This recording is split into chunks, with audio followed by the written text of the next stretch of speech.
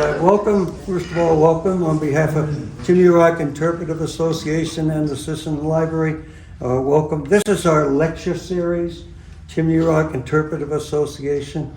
We're planning on holding like about 4 a year each season or something like that. Okay.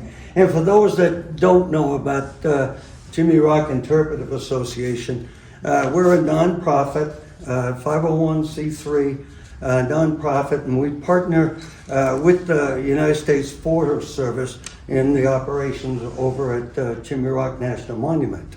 Personally, I've been a volunteer over there for, I think this is my 11th season. We've got a number of volunteers in the group here.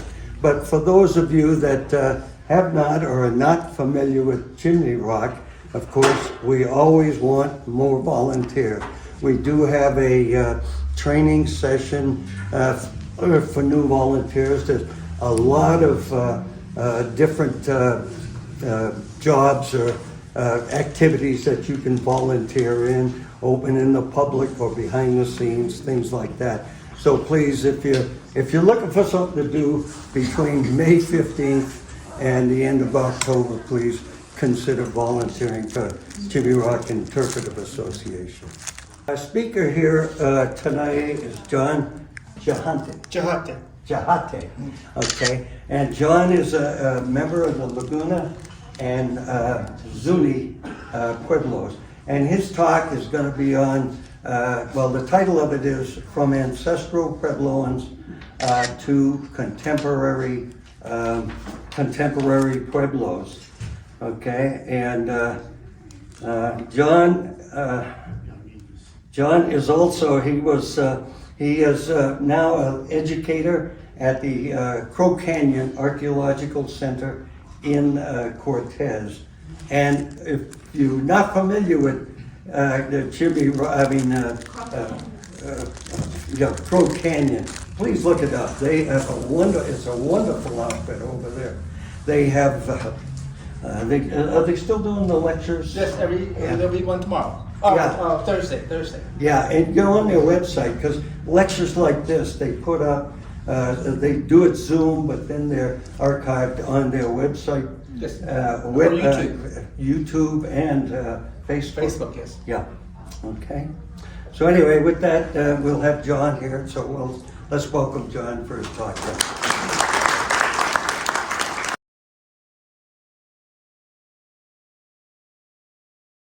All right, good afternoon, everyone. If I'm not speaking loud enough, please let me know, all right? I do move around a little bit because I used to be a high school teacher, and if you stand still, you're like a stationary target. So that's why I have a tendency to move around. First of all, one of the most important things about who we are as Pueblo people is our language. And so in my mother's language, because we continue to be a matrilineal society, it sounds like this. Kuwatsi hopa, gaitao strawashra, sa jameshe, doi hoke quia, du hindome Jon Ghahate, Gawait Gameh, Sanaya Eleanor, Sababa Helen, Hinuskatsina. And so that was my mother's language. My father's language, which is totally different than my mother's, we would say Keshe ho, ko on the wakia, and I could go on and basically say the same thing on my father's side. And what language does, which I'll kind of bring in a little bit later on, it gives you a sense of identity. Language is very sophisticated. Language has to be so sophisticated that you can build places like Chaco, Chimney Rock, Mesa Verde, many other places, that you can show others, future generations, how to do this and how to do that, how to make pottery, then how to certainly help with childbirth, how to take care of our elders. So language is one of the fundamental sophisticated characteristics of humankind. That was what was here in the Western Hemisphere, throughout the Western Hemisphere, at least 1,000 years, even before 1492. That's what's not taught to our students, that there was sophisticated agrarian societies. A majority of them were autonomous societies. They knew how to govern themselves. And so we're going to talk a little bit about that, bring that all together. The image you see on your screen is our homeland. It has been always our homeland. It continues to be our homeland. We're fortunate as Pueblo people to still live on our homelands, where those groups, when they decided to come to this place, found our ancestors here. Not very many human civilizations can say that they still live on their homelands. Not on the other side of the world, as well as on this side of the world. Because there's things these called reservations. Someone decided, well, I want that land, so I'm going to move you over there. That's what a reservation means.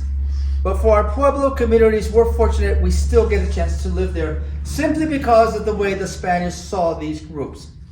So I'm going to bring all of these things together, but to really understand about the Pueblo people, those groups that we now call Pueblo, it's helpful to understand, or at least know a little bit about, what were their predecessors like. Because all of a sudden, the Pueblo people just didn't pop up. All the knowledge, all the skill sets, all the things that embedded them with us as a society had been developed over centuries, over several millennia. Has anybody ever been to a place called White Sands National Monument in southern New Mexico? And you probably heard about those footprints that were down there several years ago. About 50 to 70 years ago, most anthropologists, first of all, we have to do a disclaimer. All right, there's my title, okay? That's who I am. I'm from the Pueblos of Laguna and Zuni. What we're going to learn, I'm going to talk to you a little bit about all the things that we understand as it applies to the Pueblo peoples. Those peoples we now call Pueblo, as compared to all of our other surrounding neighbors, Apache neighbors, Dene, Comanches, Choctaws, Chickasaws, Yaqui, Tarahumara. All of those are certainly indigenous peoples, but there's something uniquely different and sustainable still that we now call Pueblo. So those are the things I'm going to talk to you a little bit about. One of the things that we all have experienced when we go to watch Netflix or go to the TV, you see something like this, right? It says, oh, this is for mature audiences. The language might be something offensive, so you got to be careful. There might be some sex and violence. All of this stuff is there for you, kind of your protection, okay? Well, I've come up with my own disclaimer, okay?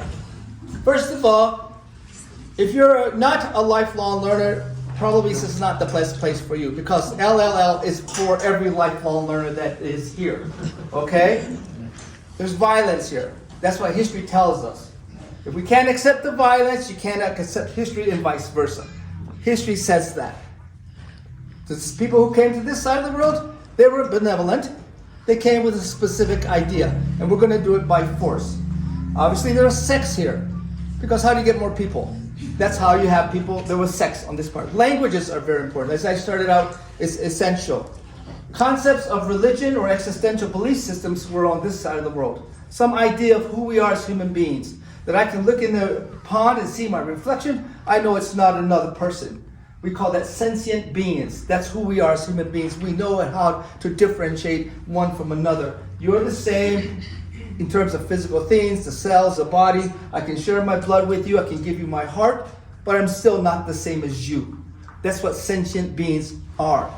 Certainly, history is going to be taught here. And you've probably seen this thing called CRT, critical race theory. Well, if it's something of an issue for you, in this case it's not, because CRT stands for Catholic or Christian religious terrorism. That's what made this place this place. It's not because someone says, we want to buy some land from you, or kind of, what would you like for an exchange? We're simply going to take it. Let me give you an idea of that. We think about this word like discovery. Columbus discovered America. Tell you what, when you go and we're done and you leave here and you leave your wallet and your keys on a chair, I'm going to come by and discover them for you. So that's what was made this place this place. And we're fortunate still to have this place, but it was not benevolent. That's what history tells us. History tells us that if we can't accept that, unfortunately, that's what history is, and we'll talk a little bit about that. So as basically as a disclaimer, I am not an archaeologist, I'm an educator. I teach algebra, geometry, high school algebra, geometry, and physics. But my primary background is in healthcare.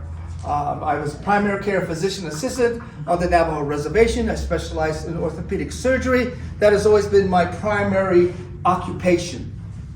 But then when I wanted to teach and coach high school sports, I decided to take a sabbatical, and I kind of gradually evolved into the kinds of things I do now. I was a museum cultural educator at the Indian Pueblo Cultural Center in Albuquerque, New Mexico. Then eventually I was able to connect with Crow Canyon, and now I'm one of the educators. So as a disclaimer, I don't speak for the Indian Pueblo Cultural Center, and I don't speak for the Crow Canyon Archaeological Center. I don't speak for any group, but I would say I speak on simply because of those who came before me, my ancestors. Because my ancestors were here, they built Chaco, they built Chimney Rock, they Mesa Verde, and all those places. Because they were here, I get to be here. And because of the languages we speak, it continues to let us know that their lives were valid. Their lives meant something. The knowledge that they had so that they could grow the corn that we eat, the squash, the beans, and all the other things that we still use today is simply because of their knowledge and skill set. We put ethanol in our cars in the wintertime. Well, we couldn't do that without corn. Corn is really what gave this place, this side of the world, all the groups of human beings on this side of the world.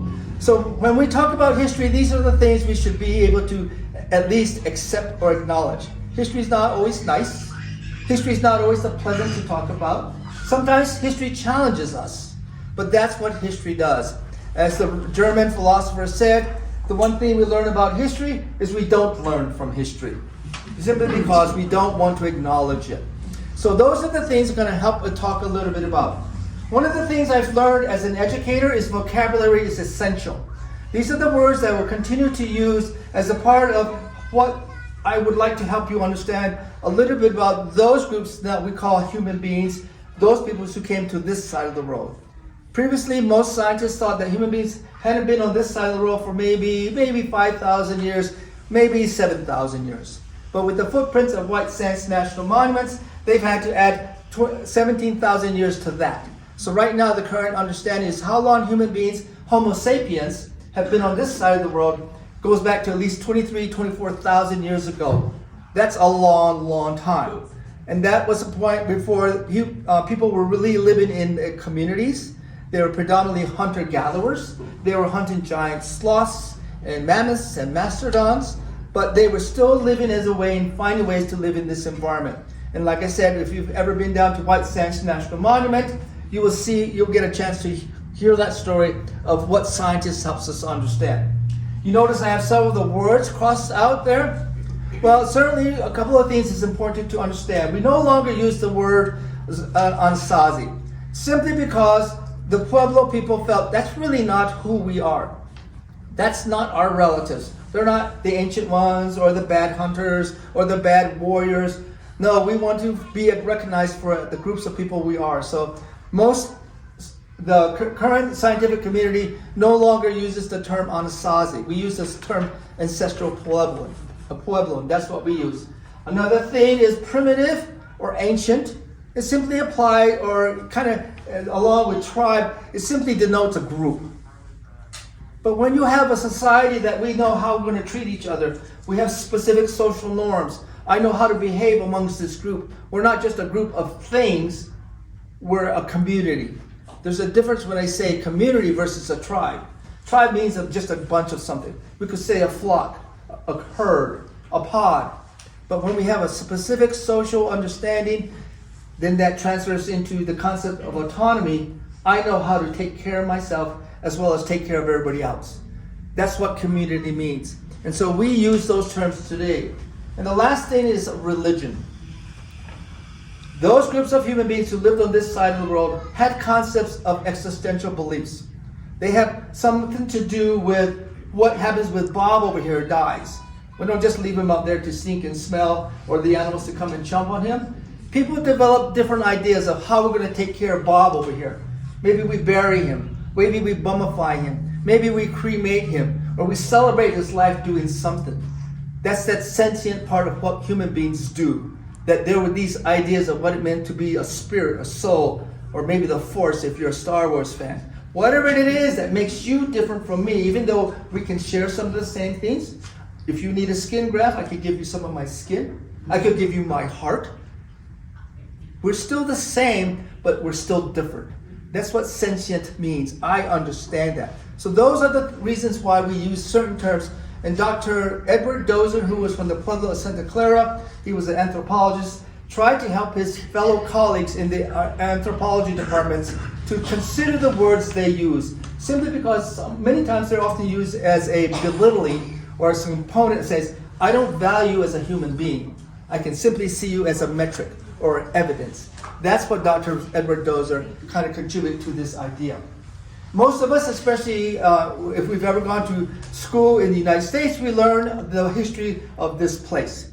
We certainly learn about the Pilgrims, we learn about Jamestown, we learn about the things that are incorporated into the society. We use these terms of founding fathers. We use this idea that this was nobody's land.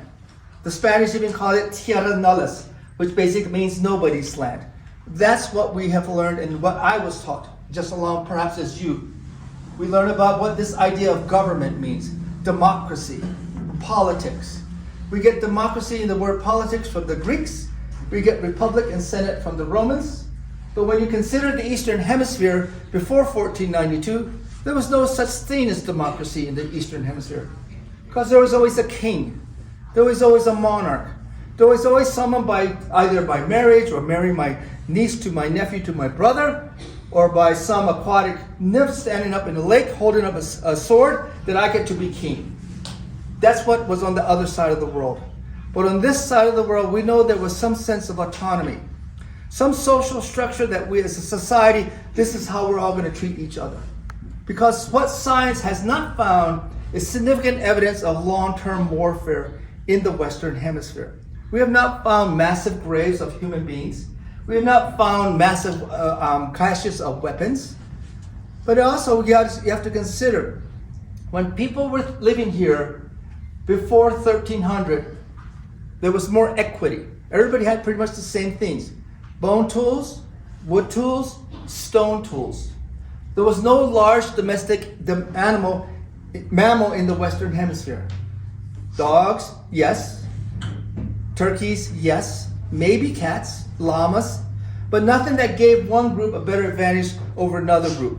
So if you wanted to go cause issues for your neighbor over there, attack them, steal from them, enslave them, well, the only two things you had were these two things here. You just had to run faster than the other guy. Nobody had a significant advantage from one group over to other. That certainly changed once the Spanish came, when they brought horses into the Western Hemisphere. So what we understand, or what science helps us understand from looking at the evidence, most of the information that we are taught sometimes is very myopic, very limited. But we know from what science tells us, there was so much more, at least 20,000 years more of evidence. We know that at some point, people were getting to transition from hunter-gatherers to agrarian societies. Does anybody have a garden at home? There's a garden at home. Grow crops, grow herbs, tomatoes. Okay. If you put a seed in the ground, it doesn't come up the next day. It takes a while. So to be a farmer takes much more brain power, planning, and foresight to simply be a hunter. Because if I kill something today, I eat today. But if I'm a farmer, if I plant something, I have to plan ahead. And what do I do in the meantime? How do I prepare when I don't have enough? And if my crop doesn't come to full fruition, what do I do when I have a crop failure? When there's a drought? When somebody comes and steals my food? That's planning. So being a farmer takes more brain power, more foresight, and more expectations for the future. So being a farmer takes much more diligence and preparation as a human being. That was what was going on at least 9,000 years ago. That's when science tells us that people began to grow corn. And corn begins to be the major crop in the Western Hemisphere that sustains many of these civilizations. But not just corn. There are many, many things on this side of the world. Corn, beans, squash, potatoes, tomatoes, cocoa, tobacco, plantains, chili, avocados, quinoa, pumpkins, peanuts. None of those things grow in the wild. They all have to be hybridized. from a plant from somewhere. Eventually, all of those crops that we still even use today, they are very much a part of even our diet. It was part of their diets 1,000 years ago. Even today, if you go to your store, what's the store over here? I saw it's over here, at Natural Grocers. Pick out any product on the shelf. Turn it around and look on the back. You'll see something related to corn. Corn syrup, cornstarch. You put gas in your car. When you go to the movies, you got to have popcorn. That's the indigenous and ingenuity and creativity of the indigenous populations who were here. The only two things that were not on this side, well, the two most prominent things that were not on this side of the world. Number one, there was no wheat. Wheat comes from the other side of the world. Okay, that's what made Mesopotamia what we call the breadbasket of the world of humankind. There was no cultivated rice in this side of the world. Anybody from Wisconsin or Minnesota? There's wild rice there, but you don't have to plant it.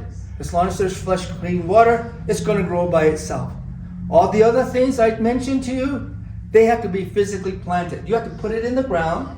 You have to water it. You have to nurture it and cultivate it. You have to wait for it to come. But it does not grow by itself. So next time you get some corn seeds, throw it out there and see if it grows. Probably it's going to dry up or the birds will come and eat it, but it's not going to grow. You have to have that human component. Actually, you have three components that are necessary.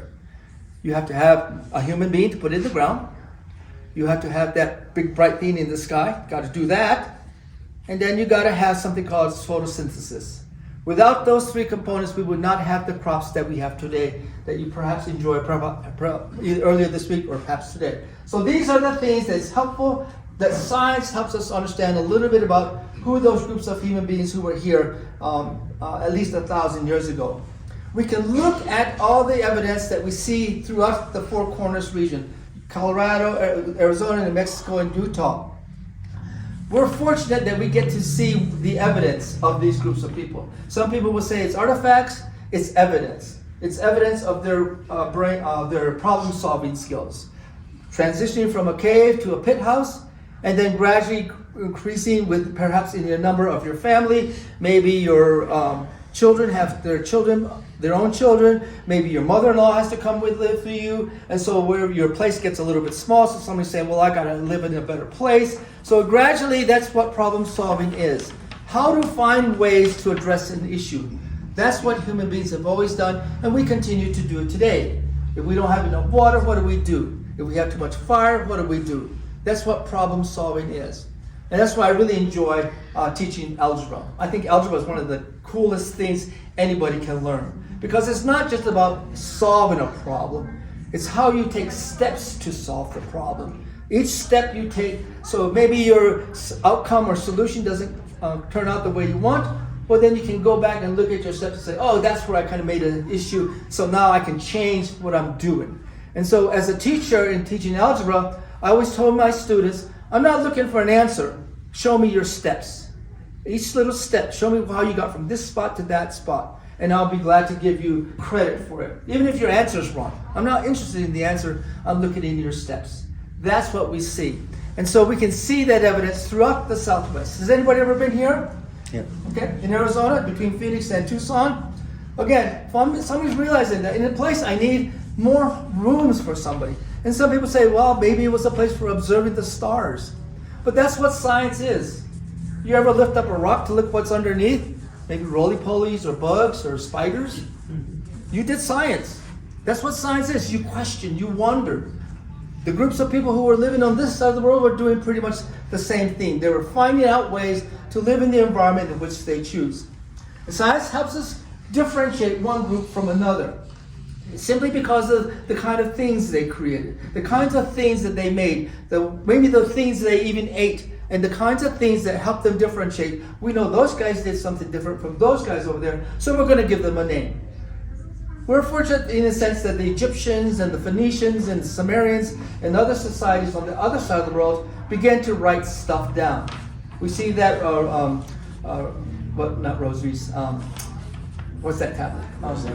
Rosetta Stone. So we can interpret what they may have been thinking. Unfortunately, on this side of the world, we don't have that yet. Maybe somewhere along the line, but we don't know. We can certainly make some very good extrapolations and hypothesis as it applies to this, but we really don't know, but we simply can look at what evidence that we see as it applies to the groups of people. Obviously, I'm sure many of you have been here, and again, if somebody realizes and say, oh, you know, it's easier to kind of build underneath there, I got a little bit of shelter, I don't need to necessarily build a roof over it, and we know that there's water that's collected as it's oozing through the sandstone. It comes up against a harder level of rock, and it comes out in some areas to get water, so I don't have to go up and down and get water all the time. So somebody's problem solving, thinking of ways to do that and addressing these issues.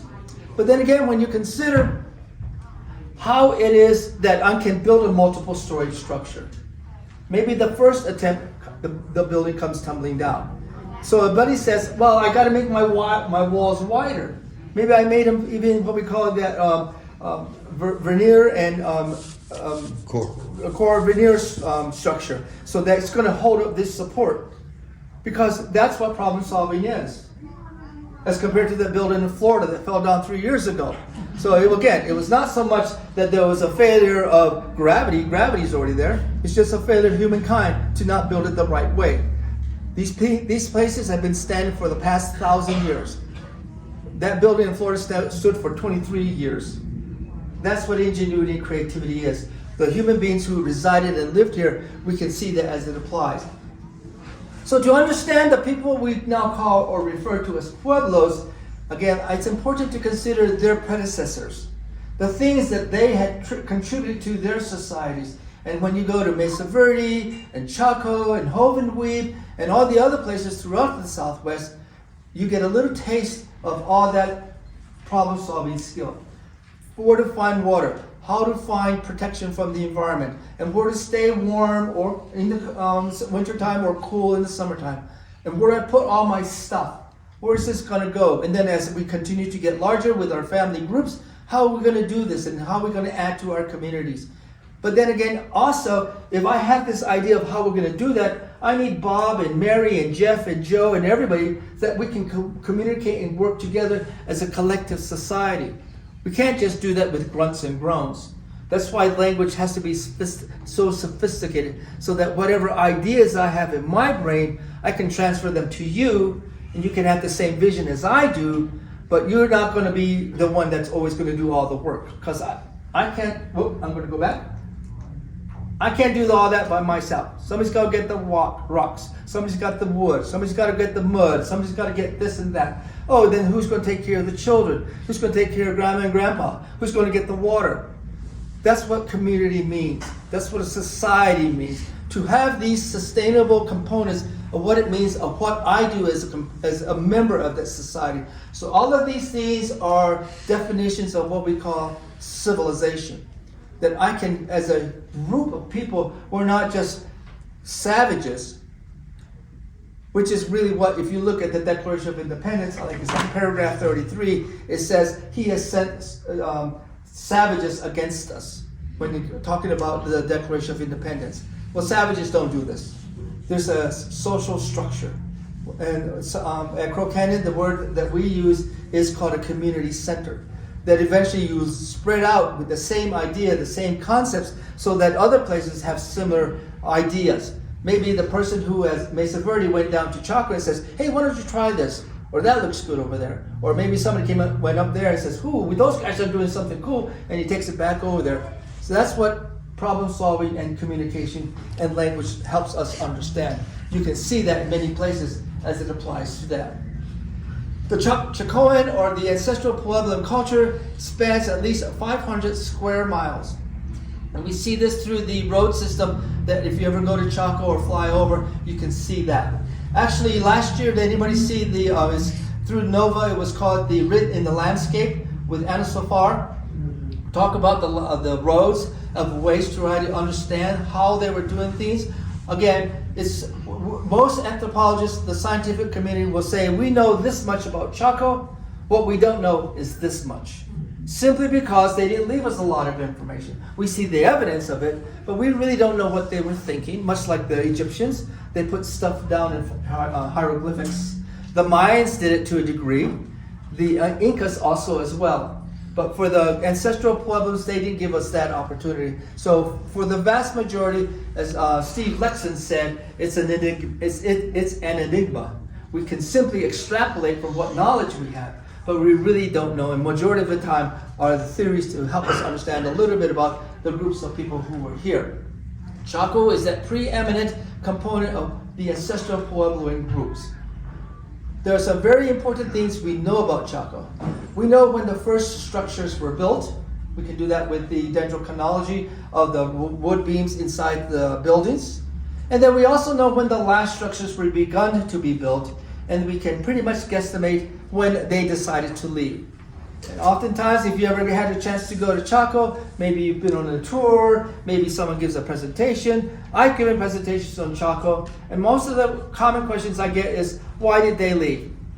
Well, we don't know for sure. Need Ken here? So we know when they left, but we don't know why they left.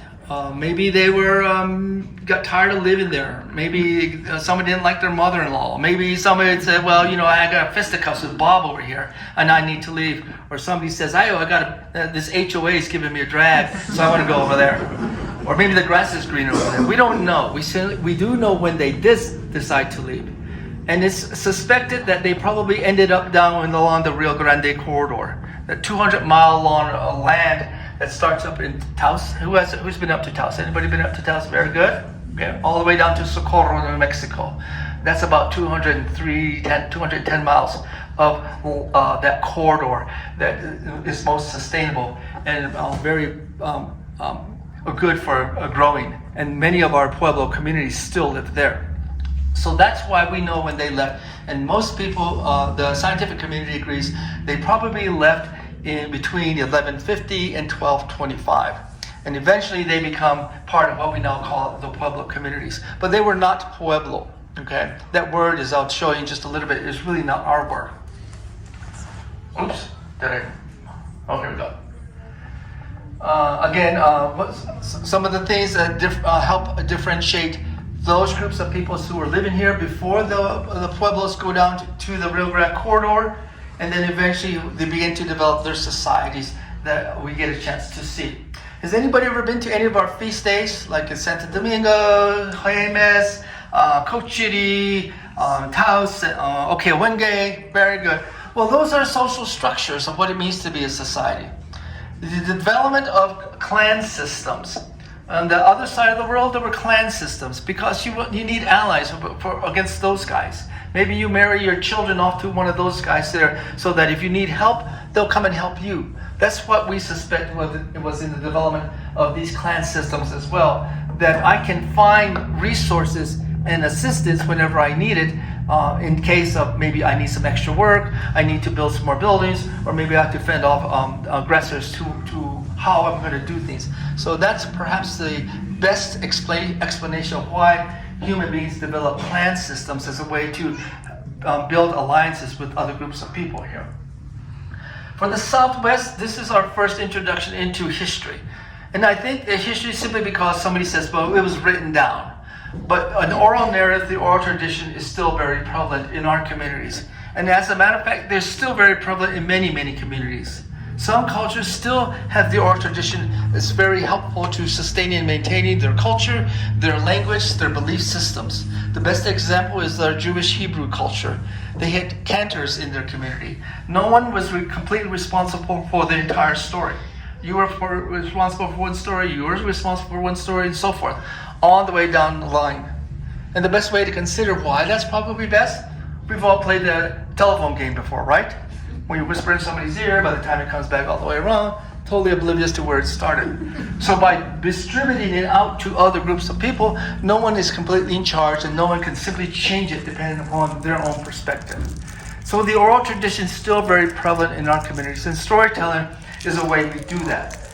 In the same way with prayer, in the same way of acknowledging existential belief systems, we don't always do it in English, we do it in our own languages because that's the way it's always been done. And we continue to do that, much like other groups of people throughout what we now call the world.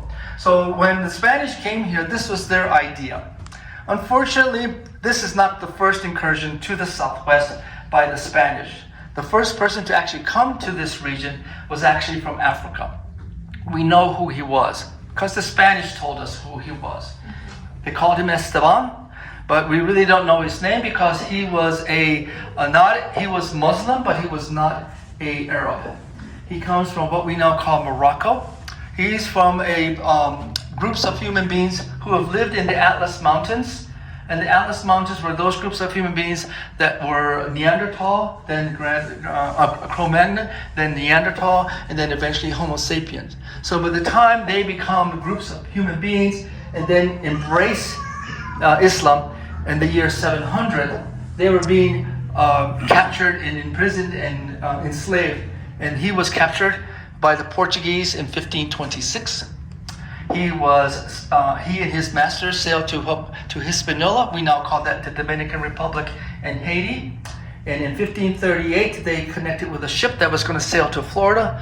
Unfortunately, they got caught in a hurricane, and they washed ashore just a little bit north of Tampa Bay, Florida. And if you ever go to anybody from Florida or Tampa Bay by any chance, if you go to Tampa Bay, there's a big sign on the beach that says, "This is the place where the Niza Esteban expedition washed ashore in 1538. There were about 300 individuals who washed ashore. There was no rescue that came, so they decided to walk along back to where they came from, which they thought would be pretty easy. We now call that place Mexico. Someone's trying to change the name of that today. But somebody decided to continue to walk along. I've never been to the coast of Louisiana. But I understand there's a bunch of critters there, swampy, gators, snakes, other things that are not really nice. So it's like walking along the Gulf Coast of what we now call Mexico. People are dying along the way. Of those 300 souls, 8 years later, only 4 of them are alive. And they walk into the western side of what we now call Mexico. They're taken to Mexico City, and over the next 2 years, they're interrogated to what happened to all those guys that we left with, and what happened to all those ships. Along the way, this man who was a slave, he was an African, but he was not black. He was interrogated. He told the Viceroy of New Spain, whose name was Mendoza, that he had heard of people living up in this region. There were great cities, and there was all kinds of food for them. So that's when they sent a priest, Fray Marcos de Niza, along with the slave, and they came to the Pueblo of Zuni in July of 1539. Unfortunately, Esteban starts doing stupid stuff. He demands food and women and gold, and the people kind of get pissed off at him, so they unfortunately kill him. The priest, who never really saw this, went back to Mexico City and reported, "Hey, this is a really cool place. There's a lot of stuff up here. There's even gold." So a year later, 1540, that's when we have this guy come up here. We now call Francisco Vasquez de Coronado. And he comes up to Zuni, and he's led by the priest, Fray Marcos de Niza, and they come there in May of 1540.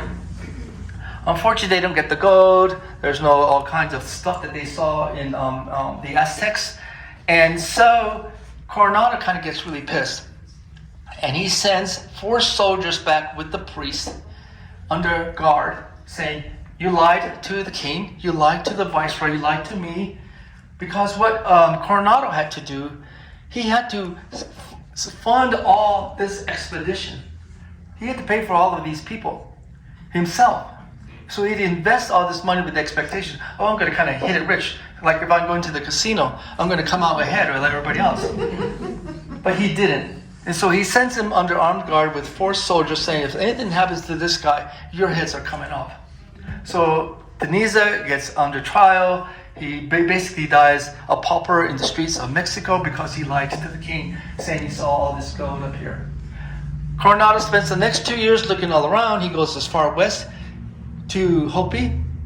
He goes and looks into the Grand Canyon, the first person from the other side of the world to look into the Grand Canyon.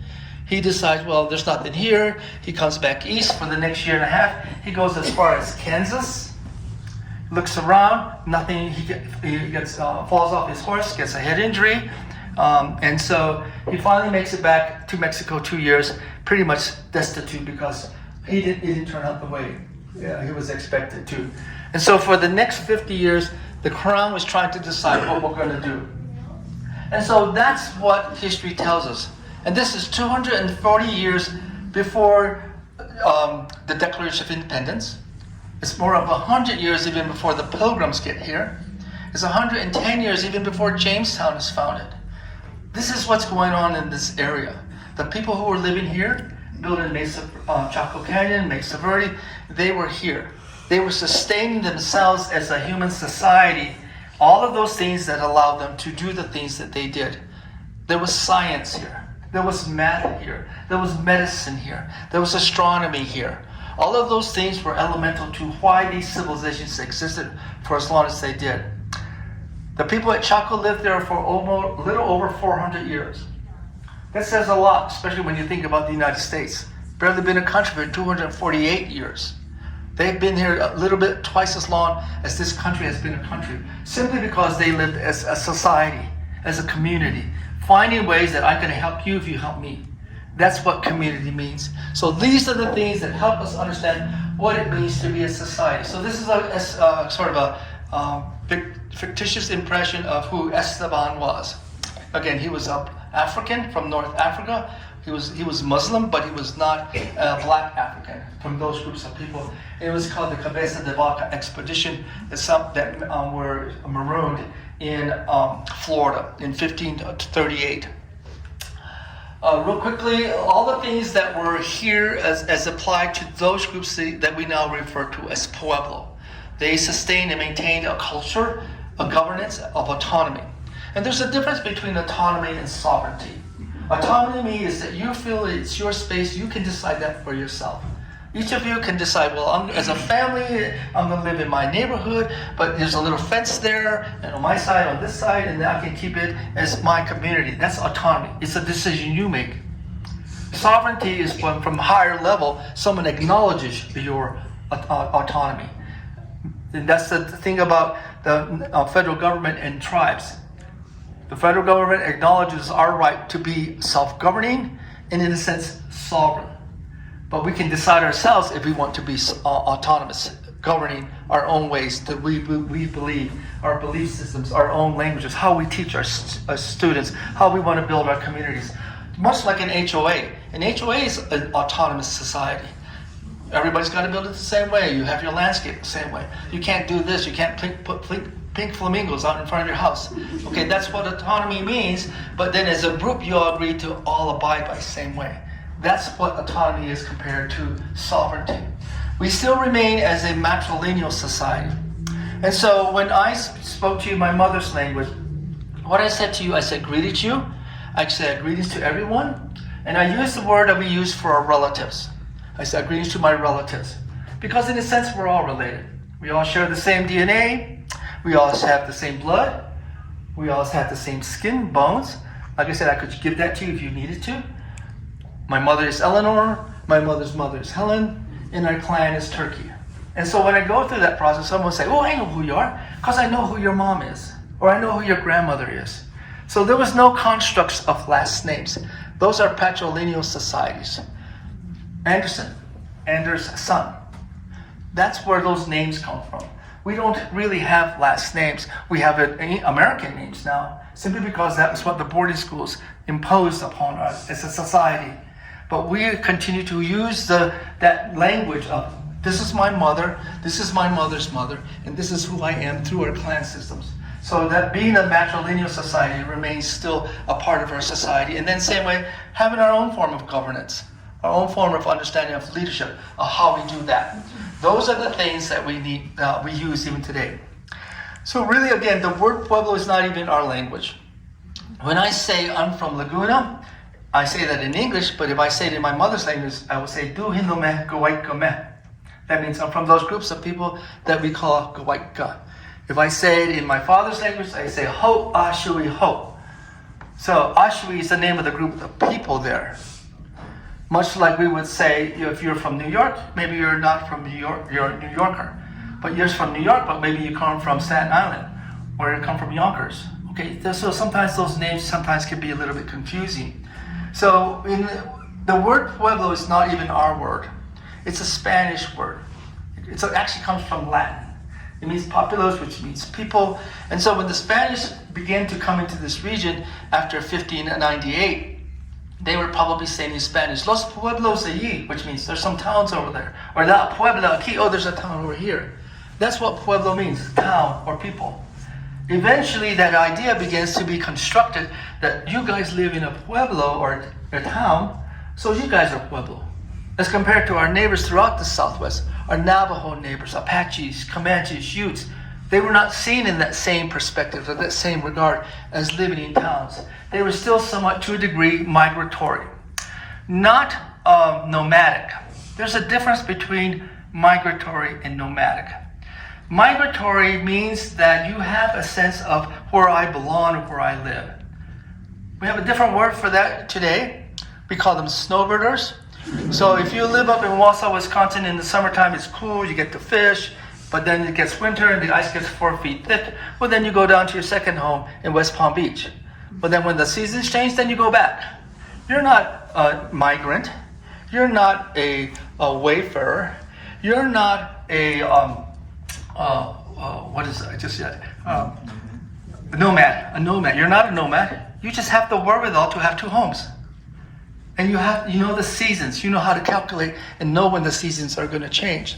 So our neighbors throughout this entire region, majority of them were migratory. They were seasonally migratory. Live up in the mountains when it's cool in the summertime, where it gets a little more rain, but then it gets too cold. The snow gets 4 feet thick. Well, I'll go down in the valley. I'll stay there, have my second home, and then when the seasons change, I'll go back and forth, back and forth. That's different than someone who's nomadic. So our neighbors throughout this entire region were migratory, whereas the Pueblos had decided to live in that 200-mile long Rio Grande corridor as early as 1250, and we still live there. We are still living there in the year 2024. That's our homeland. We're still fortunate in that regard. And the reason why we're still fortunate in that regard is the way the Spanish saw these groups of people. And when you say that, groups of people, that means I acknowledge you as a human being. Because when the Spanish came here, the first things they began to do is they began to build churches. Has anybody ever been to Acoma before? Okay, have you ever been to Acoma? That church there? That church was begun to be built in 1605. Okay? That's 2 years before Jamestown and 15 years even before the Pilgrims get to Massachusetts. They're building a church. And they're forcing the people to accept Catholicism. To think about that, at the same time on the other side of the world, there's something else going on. It's called the Spanish Inquisition. So anybody who's not seen worthy of the Catholic faith, or not seen as human, you could be persecuted, killed, tortured, or forced to tell on your neighbor. Anybody who was a Jew, a Muslim, a gypsy, a gay, a lesbian, a heretic, a pagan, a heathen, those people they didn't want in Spain at the time.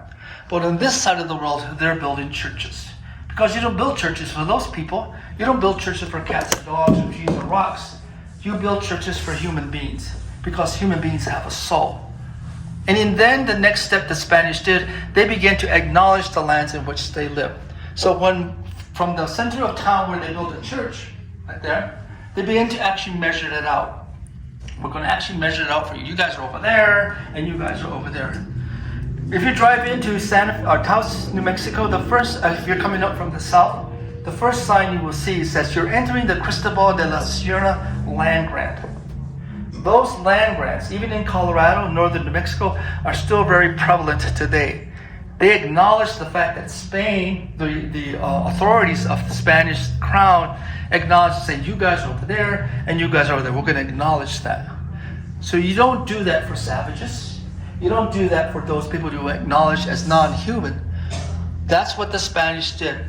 Some of the largest land grants are in the city of Albuquerque because that's what we do. And all those pueblos that you drive from Albuquerque to Santa Fe, from Santa Ana, Cochiti, Santo Domingo, all the way up to Tosuque, Nambe, Okeawenge, all of those are based on the fact that the Spanish crown actually measured the land out.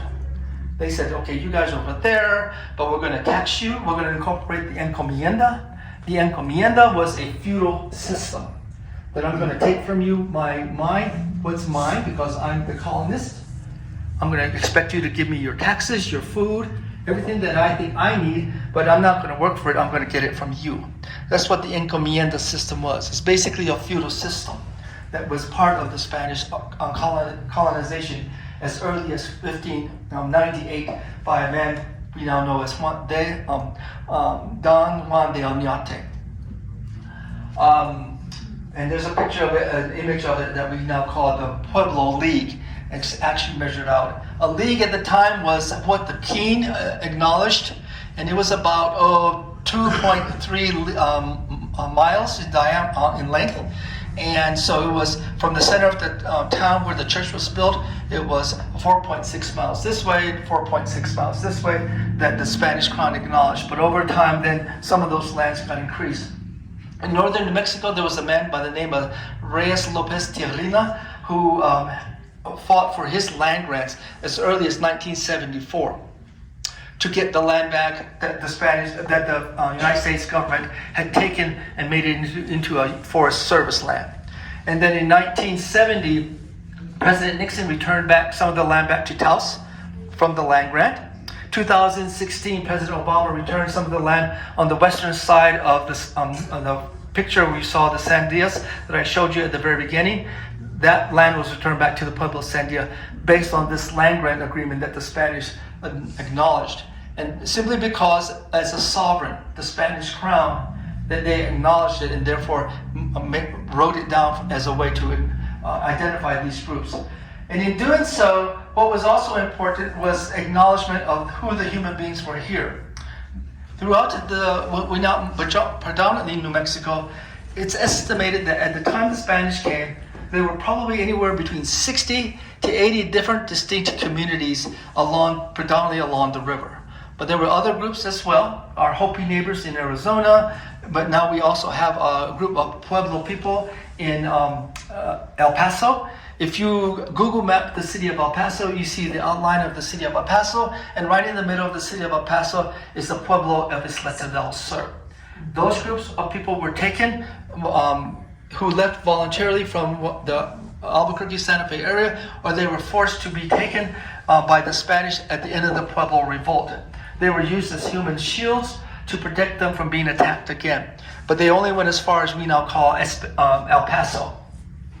They decided to stay there, and when the Spanish returned in 1692, perhaps most of them had already been there for almost 12 years.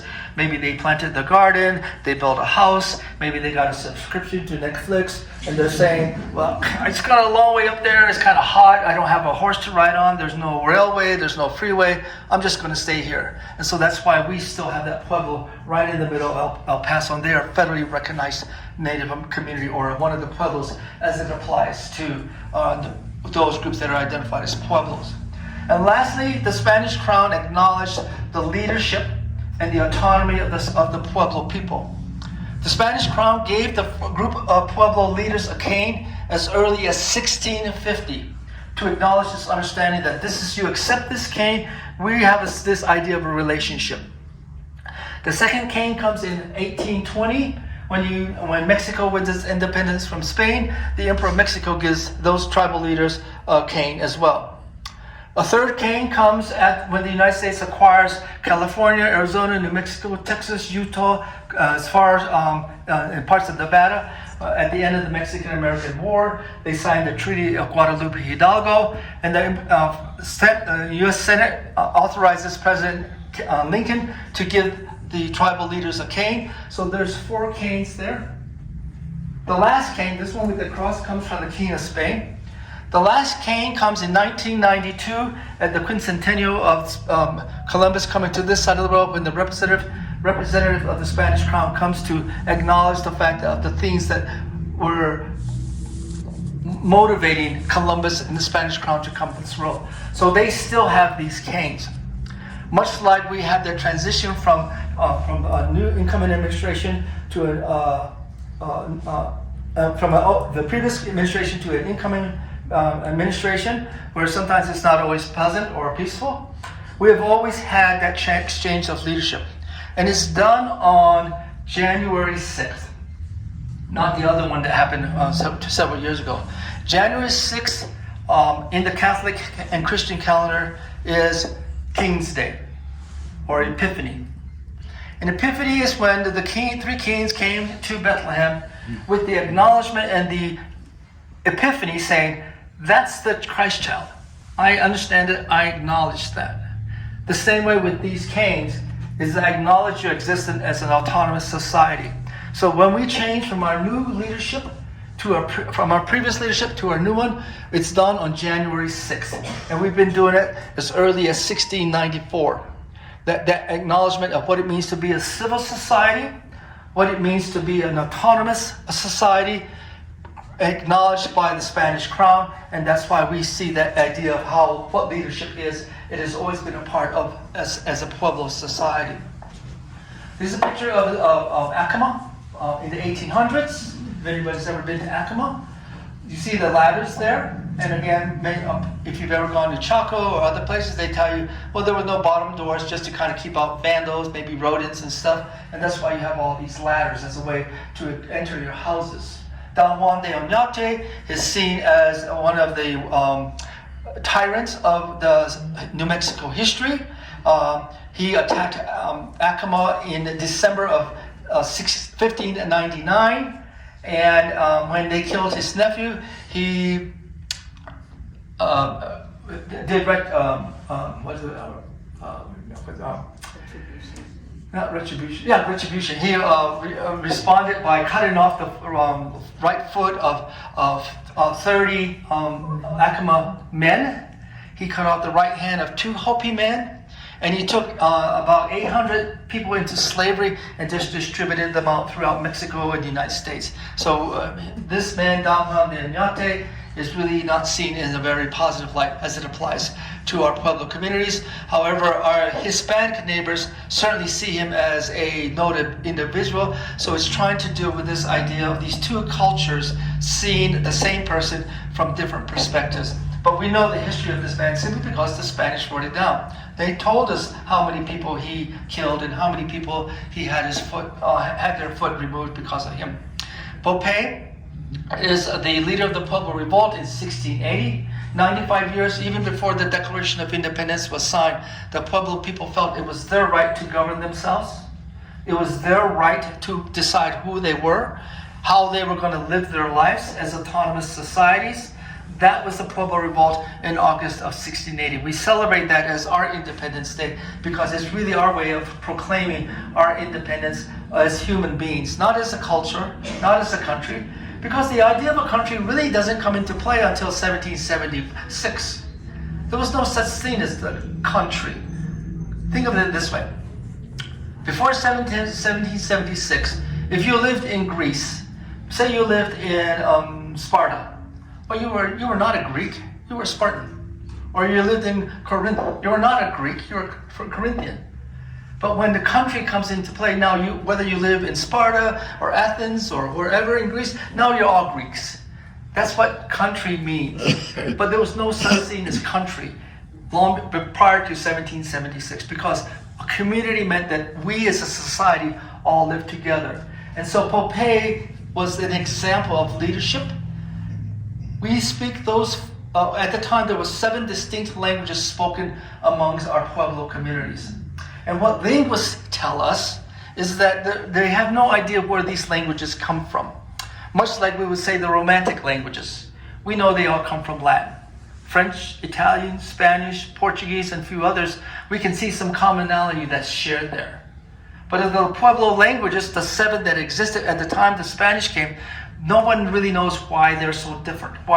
And people always ask, well, if everybody comes from Chaco, why wouldn't they all be the same? We don't know. But they are so different. And so in my mother's language, if I greet you, I say kuwatsi. In my father's language, I say cache. There's no commonality. There's no origin in which they share. And then the other 3 languages that are still spoken today, Tiwa, Tewa, and Towa, they're also uniquely different. There's no commonality in the shared. Zuni is the only one spoken by the people at Zuni.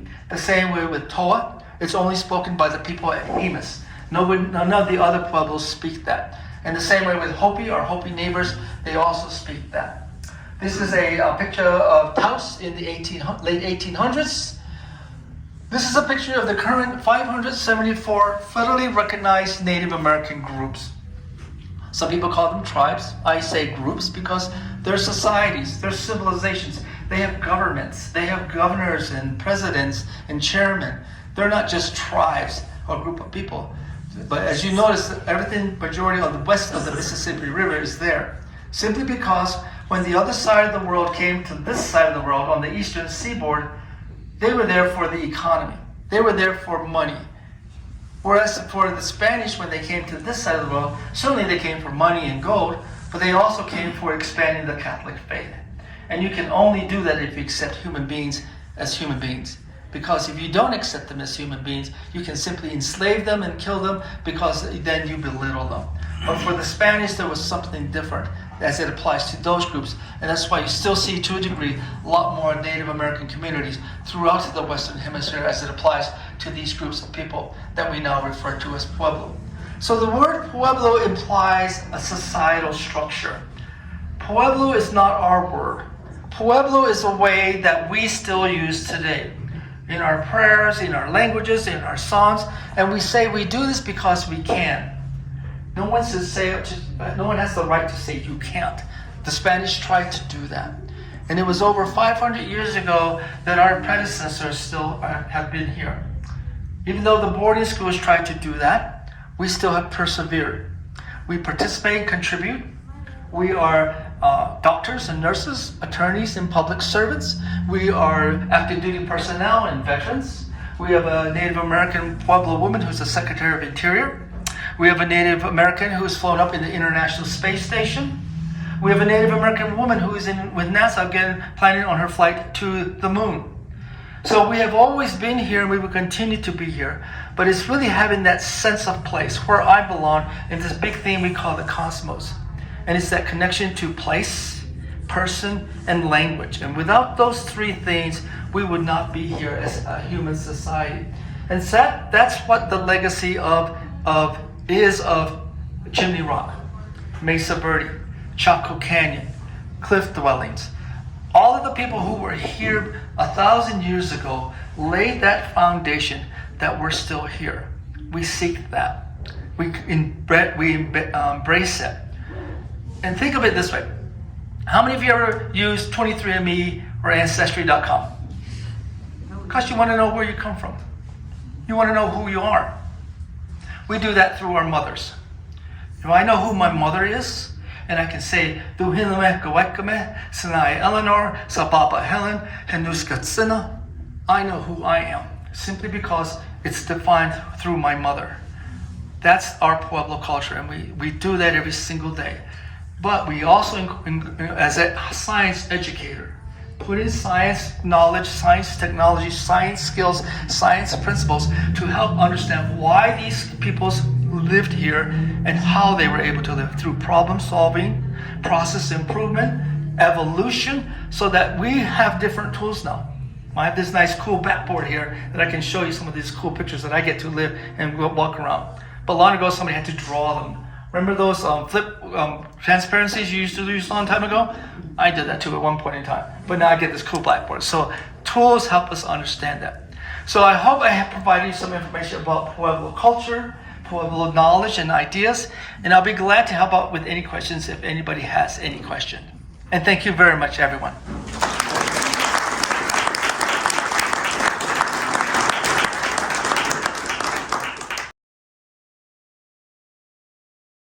Anybody have any questions? Yes? I have a table set for you back here. Okay. Well, the reason why I asked, I like feedback. And sometimes my students always say, well, you're going to test us. No, I just want feedback to kind of see if there was any information that was helpful to you. So as you're leaving, I have a set up stickies and some pencils or something to write with. Maybe I'd like to see what you think, if you can, if you want to. I would appreciate that. Okay? Okay. Let me bring my books. I have my. Oh, no, wrong one. Oh, that's it. Everybody been there? Acoma? Yeah. There's the church, built in 1602. Where I live, see this mesa here? I live on the other side. Acoma and Laguna are real close to each other. My grandmother's house is on the other side, where I grew up. And I used to herd sheep up here when I was a kid. But this is Acoma. Again, this church was begun to be built in 1602, and you can still go there today. Pueblo Revolt, Isleta Pueblo man got Native Americans the right to vote. Secretary Hallen is a cabinet secretary. Pueblo Revolt, the first successful, there were many rebellions, but to be a first successful rebellion against a foreign adversary was done in 1680. Let me show you if I Taos, everybody been up to Taos? This is Second Mesa, Palaca, yeah. That's our Hopi neighbors. I have my, I guess I forgot to put what should be here. Where am I have my resources, my books. Well, this is a current picture of our Pueblos, currently 19. Our Hopi neighbors are in Arizona. This is where my father is from. This is where my mother is from. 2 different languages. Zuni only speaks Zuni. Jemez only speaks Towa. 7 Pueblos. Acoma, Laguna, Santa Ana, Zia, Cochiti, San Felipe, and Santo Domingo speak Cariz. That's my mother's language. Isleta and Sandia and Taos and Picariz, they speak Tewa. They speak Tewa. And these ones, Okewenge, Santa Clara, Powake, Nambe, Tasuke, and San Alfonso, they all speak Tiwa. They all speak that same language. And then we had some, at the time the Spanish came, down here with what we call the Piro-speaking group. Socorro, Las Lunas, Belen, those were all Pueblos. And like all of these places, there were many Pueblos. But after 1690, they began to more coalesce into larger groups. But there were many Pueblos there, including our Hopi neighbors over here. And again, the reason why it's helpful to understand is that sometimes people don't have the full knowledge. If you've ever read the 1619 project, the 1619 project was slaves brought into the colonies in 1619. Well, there was slavery even before that. Slavery at least 100 years simply because of what the Spanish did. And there's probably slavery from the Aztecs and the Mayans and the Incas and other groups. Human beings do that. They do stupid stuff to one another. But the difference between slavery here and slavery here, it was indemnified by the church. The church allows you to do this. And it says you can do this, but then you can be redeemed from it. You can absolve you of it. Here it was probably economic, or it was perhaps maybe just because I didn't like you guys over there. But after 1540, now the church, the Catholic Church predominantly, then eventually the Anglican Church indemnifies it. I can do this with the blessing of the church.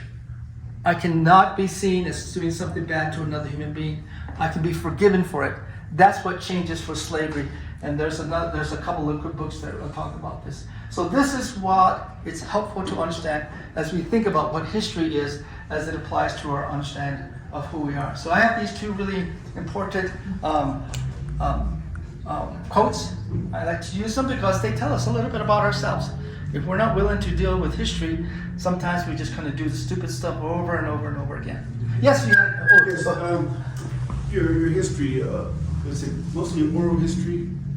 And was it mostly from the women that told the stories, or the men, or a combination? Combination. That everybody contributed to and participated.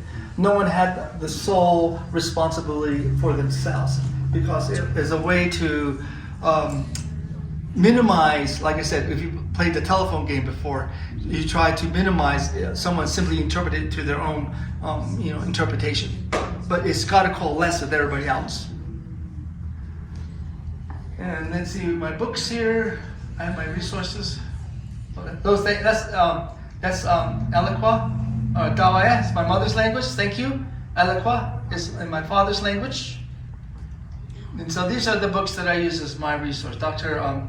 Joe Sando from the Pueblo of Jemez. This is I don't know if you have it in your library, but if you wanted to learn about the Pueblo culture, this is my #1 book that I recommend to read. And I've done a number of book clubs on it at the Indian Pueblo Cultural Center. Pope, This is another book, as it understands about the Pueblo culture. This statue is in the Statuary Hall in Washington, D.C. Every state is invited to donate 2 statues from its state. I don't know what's Colorado's 2 statues. I see your hand. The 2 statues for New Mexico are Dennis Chavez, who was instrumental in, after statehood, really working to establish a more altruistic effort to be bringing everybody together, Hispanic and Native communities. And then Popeye, his statue is in Statuary Hall as well. I see your hand in just a little bit. The other book, this is a fantastic book. Mark Simmons, unfortunately, he recently passed away. I've learned a lot from Mark. This talks about Oñate, the first expedition that was sanctioned by the crown with the expectation to colonize. Coronado was not here to colonize. He was here to look around, check it out. Kind of like on a, maybe you're looking around for a house and you go from house to house to check it out. Coronado, that was what Coronado did. Oñate was here. He brought women and craftspeople and cows and horses and sheep and goats. He brought everything he expected to stay here. That was what the difference between Coronado and Oñate. And his wife was the granddaughter of the concubine between Cortez and Montezuma's daughter. So again, it was that lineage of I marry into hierarchy and I can continue that hierarchy. But he did some stupid stuff, like I told you. He cut off people's feet. He had affairs with his soldiers' wives. He tried to do all stupid stuff. He was arrested in 1605. He was taken down into court, had a tribunal, and he was forbidden from entering New Mexico forever. He had majority of his wealth taken away from him, and he died not a poor man, but just not to the kind of grandeur that he hoped he would expect to do. Dr. Edward Dozer from the Pueblo Santa Clara wrote this fantastic book on Pueblo culture, combining anthropology. He got his PhD from UCLA, and he wrote a fantastic book trying to help his colleagues look at terminology and under interpretation of what it means to be a cultural component. I love this book because it's fantastic. It's got great pictures and it's that easy to read, and it talks about all these places you get to go visit here in Colorado, Utah, Nevada, Colorado, Utah, Arizona, and New Mexico, Chaco, Bandelier, Arches. Oh, it's fantastic. I love it, but it's a great book. It's one of my fun books to read. I like to read this. And then this one is Great Cruelties Have Been Reported. This is an entire interpretation of the Coronado Diary, written by doctors Shirley and Richard Flint. They're good friends of mine. I've learned a lot from them. When I went to Spain, they kind of guided me where I should go and who I should talk to. But this is a fantastic book. Talks about the things that Coronado did just in those 2 years and the impact that is laid into the Pueblo communities, so that when Oñate comes 50 years later, they already know how bad the Spanish were behaving. So this is a fantastic book. I learned a lot from Dr. Flint as well. And then this talks about the Four Square League, that idea of how the Spanish crown began to differentiate and mark out the land, saying, okay, you guys are over there and you guys are over there. And it's really that, it's still very important today. Every Pueblo you see, the Spanish crown acknowledged, you guys are there, you guys are there. That's why we are fortunate compared to many other places that don't live on their homelands. We still live on our homelands. We're fortunate in that regard. But this is Malcolm Ebright, Rick Hendricks, our former New Mexico state historians. So they wrote a fantastic book for that. Okay, you had to raise your hand. Yes, when you had mentioned your mother's name, your grandmother's name, and then you mentioned an animal name. Oh, okay, that's a clan. How does they pick the animals? What other animals are there? Well, most of the time, it may be over previous generations, nobody really knows. Like, say, well, I want to be an eagle, or someone says, I want to be a snail. I don't know. Somebody decides that as a clan system, that's what we're going to get a designation. I don't know. I couldn't say. Yes? Did your mother and grandmother not have native names? Yes. Because they're names. Yeah, traditional names. They had traditional names as well as English names. Okay. And the reason why people begin to have more surnames and so forth is that when the Spanish came, well, then they got baptized. So now you got to have a name, okay? When I was in Granada in Spain, Granada was the last holdout of the Arab leaders when Isabella and Ferdinand finally destroyed them in February 1492. They gave the Muslims and Jews three choices. Get out now, we don't want you here. You can, don't even go home. Convert to Catholicism, forget everything you learned, or we'll kill you. Those are the three choices they were given. So when you get baptized, then they give you a Spanish name. And so many of the names that we see in New Mexico, Garcia, Sandoval, Cordoba, Sanchez, they all simply came because it says, well, we got to give you a Christian name now. Those are the names that they were given, simply because now you're going to no longer be a Jew or worship the Jewish religion or the Islam religion. I'm going to give you a new name. I'm a crypto Jew. Okay, yeah, crypto Jews. Yeah, crypto Jews pretend. Yeah. Because, somebody says, well, I kind of like breathing. I want to live another day. So, yeah, sure, I'll do this all day if you want me to. But I still have my menorah down in my garage or my prayer rug over here. But I still have the dreidel. I kind of like living. So that's why they call them cryptos. Pretend Jews. Yeah, because as human beings, we like to live. I'll give you another point, idea. When you have Christmas, do you guys eat pozole? Yes. Yeah. Okay, pozole, right? In the 1600s, what they were having is pozole.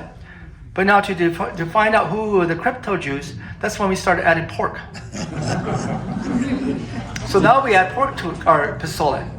Before in the past, it was either deer meat because there was no sheep, goats, mules, donkeys, horses in the Western Hemisphere. The wild goats, wild sheep, but there were no domesticated sheep. Those all came from Spain. And so there was no real meat that people had unless it was venison or some other rabbit or something. But as far as once pozole becomes part of the Christian Catholic faith, now they add pork to kind of weed out the pretend Christians. Yeah. Good. Thank you, everybody. All right.